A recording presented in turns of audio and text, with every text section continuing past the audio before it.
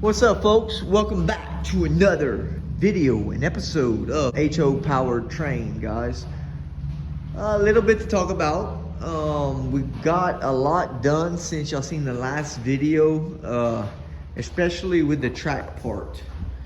As you can see, I've made videos before in the past about showing you how to glue this in and telling you what to use and everything, but we're getting it going, okay? Of course, I like to use an already radius preset, so I don't have to mess with squiggling and wiggling around and shit. So we're gonna walk on over here, and with that being said, we're gonna talk about the squiggling and wiggling around real quick. We got the trestle. I really don't want to do too much more to it until I get a train powered on this thing and seeing what faults what we have, okay? So we came off the trestle and I started laying some track down in the helix in Devil Mountain. And boy, Devil Mountain is proving its name. This is flex track I'm laying, and again, I like to keep it on the radius, but you really can't do that with this helix, because you got to kind of let your track do what it wants to do when you're coming into your radiuses. It is like it starts off like a half 15 radius and it comes down to a big 18 radius. So there's a lot of complication going on in here, connecting the track in and getting things to sit just right.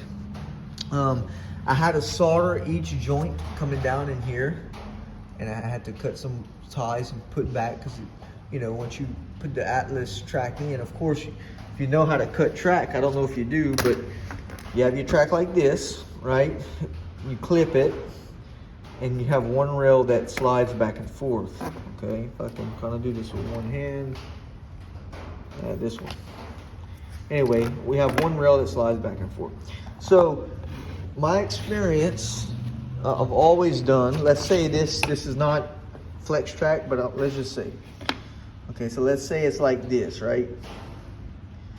Well, actually like this, boom. You put your little joiners, you put them together and it stays, right? Well, flex track, when you're doing into a helix, it doesn't necessarily want to stay, so you have to pin it, screw it, as you can see, and hopefully, you know, try to get it from wandering. So again, Devil Mountain is going to be tedious. I'm hoping it works well when the train comes up it with no derailments, but I doubt it. It would surprise me if there's no derailments on the joiners. Of course, I had to solder again, getting back to that. And let me show you how to cut your track. So let's say you have a curve. Let's say you want to do a curve, right? And you have this piece of Atlas track here, which this is not, I'm just saying. And you come to your Atlas like this, but you need to curve this, right? It needs to bend, right? So for me to tell you to cut your tracks flush, in my experience, I wouldn't do that. I wouldn't cut the tracks flush with each other. You know, in other words, this track and this track would be flush.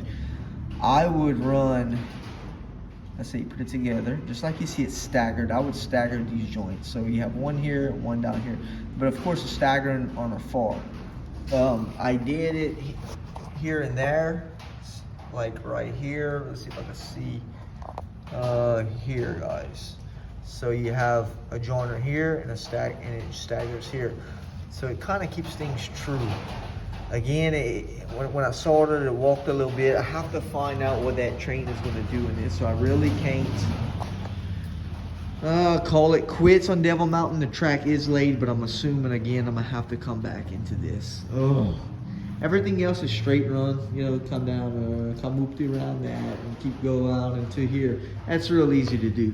Even down in the presets, that's so simple to do. But on these helixes, that's where I get trouble. Again, Devil Mountain. Ooh.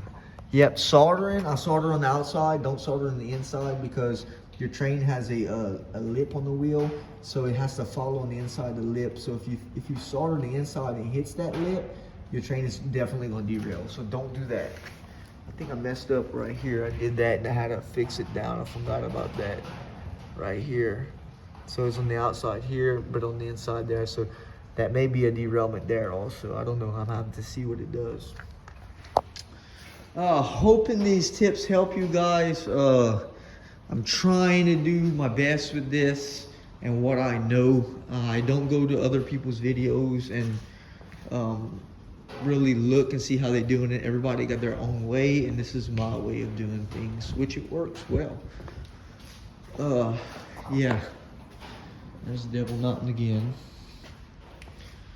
You see how it swoops and it goes into that trestle over there. Not too bad. Y'all gonna be excited with the locomotive I got coming. I'm so ready to try it out, but you gotta go through the process, guys. Alrighty, folks. Thank you for watching. If you new to my channel and you comment to it and you don't know if you want to leave a comment, please do. Let me know you're there. Subscribe if you can to support the channel, because this layout is going to be magnificent. I'll catch you in the next one.